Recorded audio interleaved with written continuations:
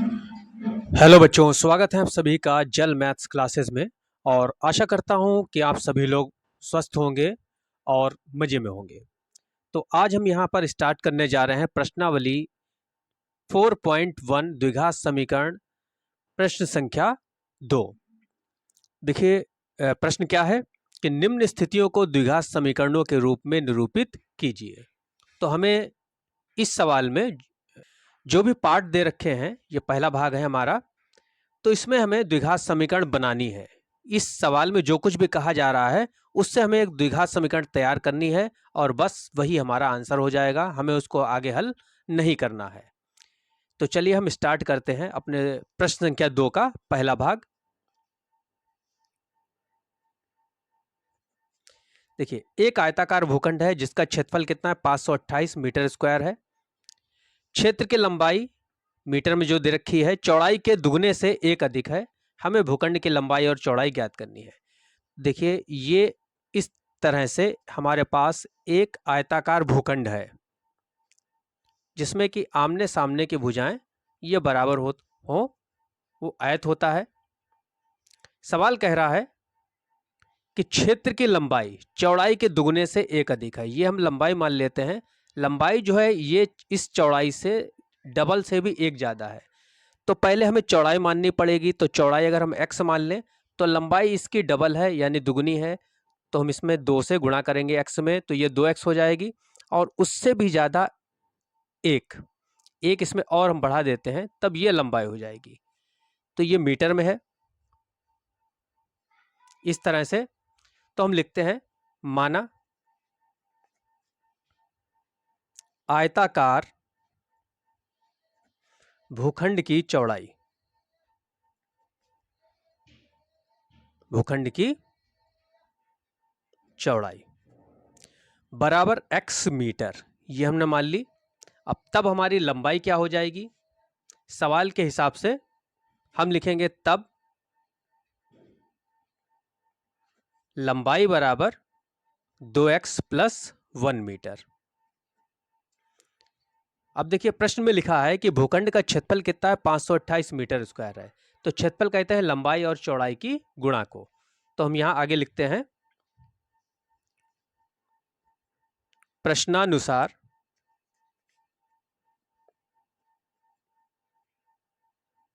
भूखंड का क्षेत्रफल बराबर 528 मीटर स्क्वायर। अब देखिए, तो क्षेत्रफल बराबर क्या होता है, लंबाई गुणा चौड़ाई। तो हम लंबाई और चौड़ाई की गुणा करेंगे, लंबाई गुणा चौड़ाई बराबर कितनी, 528 मीटर स्क्वायर। तो देखिए, लंबाई हमने कितनी निकाली है, लंबाई हमारी है 2x प्लस 1। तो यहां लिख देते हैं 2x प्लस 1। और चौड़ाई चौड़ाई हमारी कितनी है, x है, बराबर 528। अब देखिए, x की हम अंदर गुणा करेंगे। तो x की 2x से होगी गुणा, तो 2x स्क्वायर प्लस x एकम x, और ये 528 भी हम पहली वाली साइड में ले आते हैं, LHS में ले आते हैं। तो ये माइनस का 528 हो जाएगा और इधर क्या रह जाएगा, 0। तो देखिए, ये हमारी द्विघात समीकरण के रूप में आ गया है। तो सवाल में हमसे यही कह रहा है कि निम्न स्थितियों को द्विघात समीकरण के रूप में निरूपित करना है। तो यहां लिख देते हैं, जो कि एक द्विघात समीकरण है। हमें बस आंसर यहीं पर छोड़ना है क्योंकि हमसे सिर्फ और सिर्फ द्विघात समीकरण बनाने के लिए कहा गया है। तो ये पहला पार्ट हमारा हल हो गया। अब हम बढ़ते हैं इसके अगले पार्ट की ओर। ये दूसरा पार्ट है कि दो क्रमागत धनात्मक पूर्णांकों का गुणनफल 306 है। हमें पूर्णांकों को ज्ञात करना है। यहां पर हमें दो पूर्णांक निकालने हैं जिनका गुणनफल कितना है, 306 है। तो किस तरह से हम इसको हल करेंगे, तो देखिए हल करते हैं इसको। लिखते हैं, माना दो क्रमागत धनात्मक पूर्णांक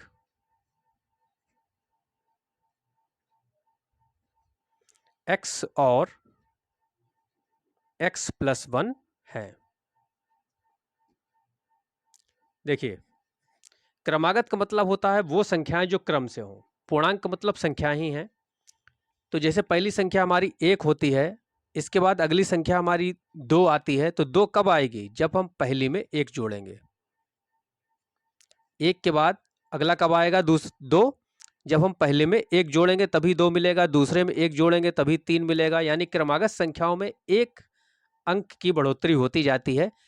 तो हमने 2 क्रमागत पूर्णांक इसी तरह से माने हैं। पहला x माना है, तो अगला क्या होगा? x+1, यानी 1 जोड़ेंगे तभी अगला मिलेगा।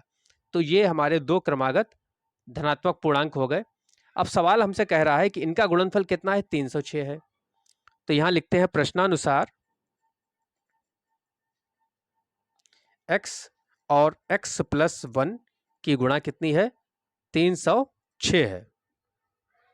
अब यहां हम गुणा कर लेते हैं इनके। तो x की अंदर गुणा करेंगे तो x का स्क्वायर प्लस x की 1 से करेंगे तो x एकम x, और ये 306 इधर प्लस का है, पहली साइड में लाएंगे तो माइनस का हो जाएगा। तो माइनस का 306 और इधर तो कुछ नहीं बचा, 0। तो इस तरह से ये हमारी एक द्विघात समीकरण बन गई। तो हम यहां लिख देते हैं जो कि एक द्विघात समीकरण है, जो कि एक द्विघात समीकरण है। बस द्विघात समीकरण बनानी है हमें, तो यहीं पर हम इसको छोड़ देंगे। यही हमारा आंसर हो गया। देखिए, हमारा सवाल है, रोहन की मां उससे 26 वर्ष बड़ी है। उनकी आयु का गुणनफल अब से 3 वर्ष पश्चात 360 हो जाएगा। हमें रोहन की वर्तमान आयु ज्ञात करनी है।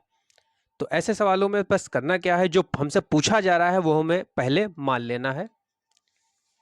तो अब हम क्या करेंगे? हम मान लेंगे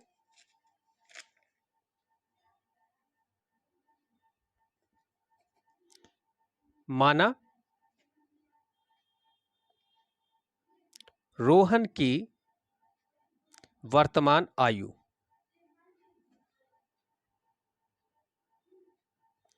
बराबर x वर्ष। अब सवाल के अनुसार रोहन की मां जो है वो उससे 26 वर्ष बड़ी है। हम लिखेंगे तब मां की आयु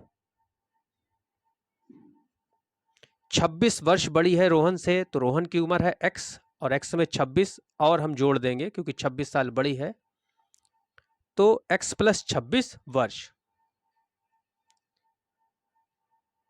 अब सवाल में कहा गया है कि उनकी आयु का गुणनफल अब से 3 वर्ष पश्चात 360 हो जाएगा। 3 वर्ष बाद की कंडीशन हमसे कही गई है, तो हम यहां लिखते हैं 3 वर्ष बाद।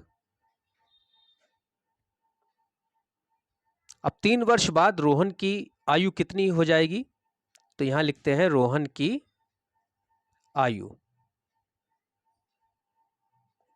देखिए, रोहन की वर्तमान आयु x है, 3 वर्ष बाद इसमें 3 साल और जुड़ जाएंगे तो x+3 हो जाएगा ये। तो x+3 वर्ष। उसी तरह से मां की आयु भी 3 साल और बढ़ जाएगी, तो मां की आयु बराबर x प्लस ये 26 है और इसमें भी हम 3 और जोड़ देंगे, तो ये बराबर हो जाएगा x+26 और 3 29 वर्ष। देखिए, प्रश्नानुसार अब हमसे कहा गया है कि 3 साल बाद उनकी आयु का गुणनफल 360 हो जाएगा।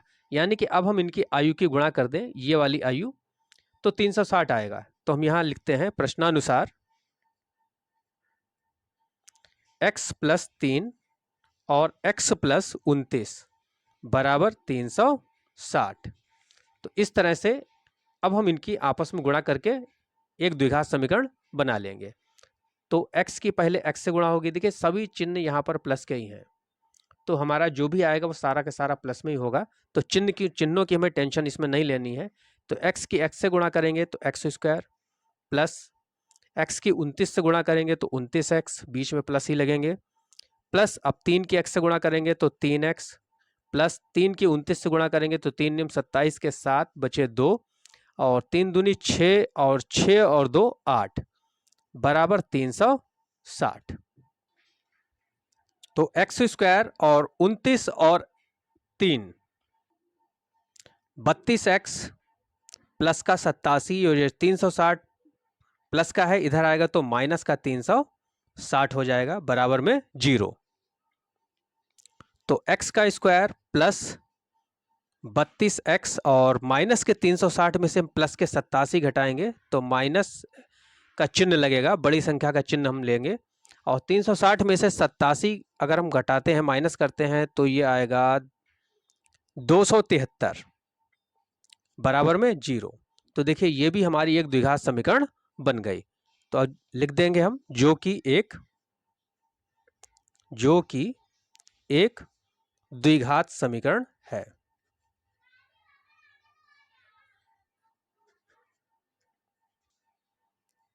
अब देखिए ये है सवाल का चौथा भाग और ये सबसे अंतिम भाग भी है।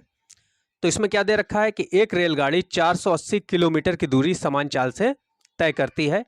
यदि इसकी चाल 8 किलोमीटर प्रति घंटा कम होती तो वह उसी दूरी को तय करने में 3 घंटे अधिक लेती। हमें रेलगाड़ी की चाल ज्ञात करनी है।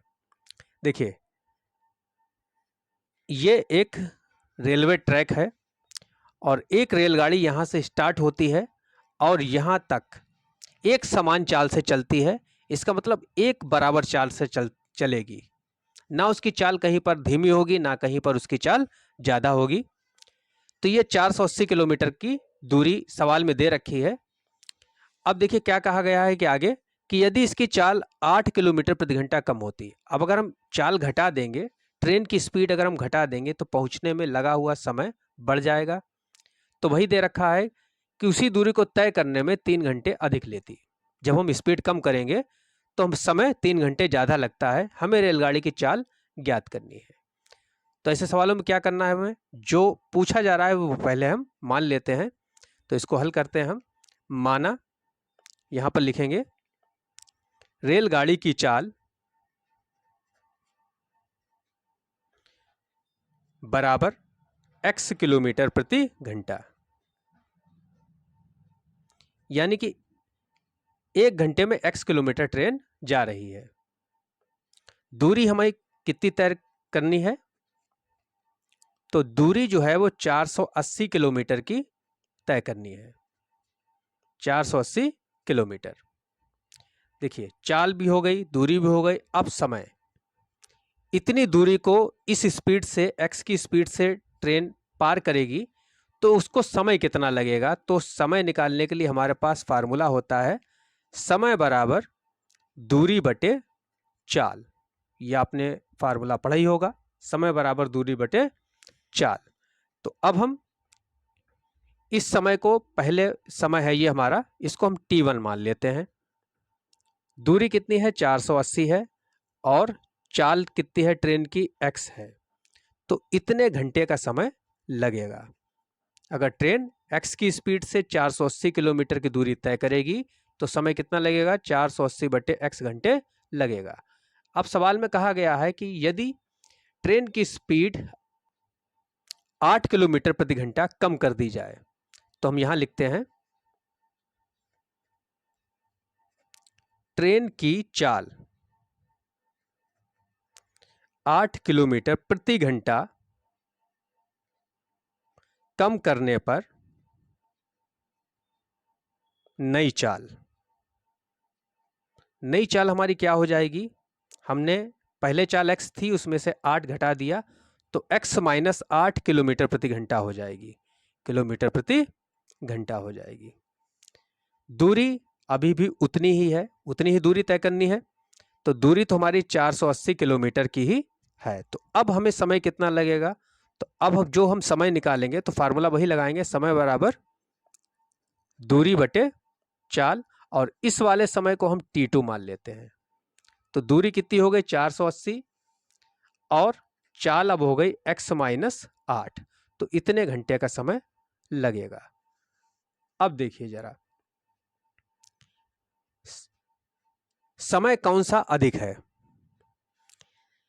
ये t1 है और ये t2 है। तो जब हमने स्पीड घटाई तो समय ये 3 घंटे ज़्यादा बढ़ गया। तो यानी कि ये बढ़ा हुआ समय है, ये ज़्यादा समय है और हमेशा ज़्यादा में से कम वाला घटाया जाता है। तो ज़्यादा वाले से ये कम वाला हम घटाएंगे तो 3 घंटे का अंतर इसमें आएगा। तो लिखते हैं प्रश्नानुसार अगर हम T2 में से T1 माइनस कर दें तो 3 घंटे का अंतर आता है। तो अब हम मान अपने रखकर इसको हल कर लेंगे। तो T2 हमें कितना दे रखा है 480 बटे x माइनस 8 और माइनस T1 कितना है 480 बटे x बराबर में 3। अब इसको हमें हल करके द्विघात समीकरण में बदलना है। तो यहाँ से देखिए 480 हमें कॉमन मिल रहा है, तो यहाँ से हम 480 कॉमन ले लेते हैं। तो जब हमने 480 कॉमन ले लिया तो यहाँ कुछ नहीं बचा, जब कुछ नहीं बचता है तो 1 लिखते हैं, 1 बटे x माइनस 8 और यहाँ पर भी 1 बटे x बराबर में 3। अब ये 480 कहाँ आएगा, बटे में आएगा 3 के, तो हम इसको बटे में पहुँचा देते हैं और x माइनस 8 और x में से हम एलसीएम ले लेते हैं। तो इन दोनों की ही गुणा करके हमें यहाँ लिखना पड़ेगा x माइनस 8। इनकी तिरछी गुणा करेंगे तो x की 1 से करेंगे तो x से कम x माइनस 8 की 1 से करेंगे तो भी x माइनस 8 बराबर में 3 बटे ये 480 हम 3 के बटे में लाएंगे तो x माइनस, इस माइनस को हम अंदर भेज देते हैं तो माइनस का x माइनस माइनस की गुणा हो जाएगी तो ये प्लस का 8 बटे, यहाँ पर भी हम इसको अंदर गुणा कर लेते हैं तो x की x से गुणा करेंगे तो x का स्क्वायर माइनस x की 8 से करेंगे तो 8x बराबर, यहाँ देखिए 3 से हम इसको काट लेते हैं 480 को, तो 3 एकम 3 और 3 एकम 3, 3 छंग 18 और 1 0, यानी ये हमारा आएगा 1 बटे ऊपर 1 रहा और नीचे 160। यहाँ प्लस x और माइनस x ये कैंसिल हो जाएंगे हमारे, तो यहाँ ऊपर बचा 8 बटे x स्क्वायर माइनस 8x बराबर 1 बटे 160। अब देखिए हम इनकी तिरछी गुणा करेंगे तो x स्क्वायर माइनस 8x की 1 से करेंगे तो x स्क्वायर माइनस 8x ही रहेगा और 160 की हम 8 से गुणा करेंगे तो 16 अट्ठे 128, ये 0 ऐसे ही उतर जाएगा। तो 1280 160 और 8 की गुणा हो जाएगी। अब हम इस 1280 को इधर लाते हैं तो x square minus 8x minus 1280 बराबर में 0। तो देखिए ये हमारी द्विघात समीकरण बन गई है। इसमें x की सबसे बड़ी घात 2 है, उसके बाद x की घात 1 आ गई और फिर अचर संख्या हो गई। तो लिख देते हैं जो कि एक द्विघात समीकरण है।